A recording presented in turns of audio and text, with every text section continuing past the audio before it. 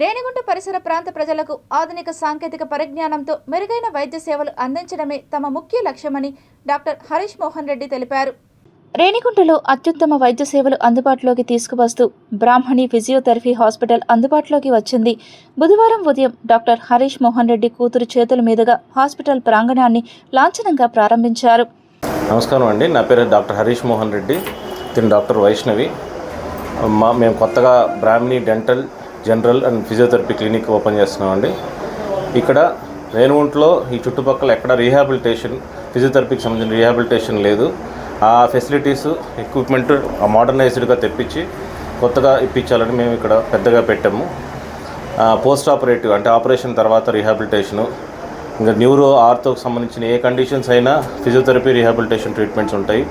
General treatments, అన్ని రకాల general treatments, allergies కానీ, దగ్గు కానీ, అన్ని రకాల జ్వరాలు కానీ, ఏ కండిషన్స్ అయినా చూస్తాము.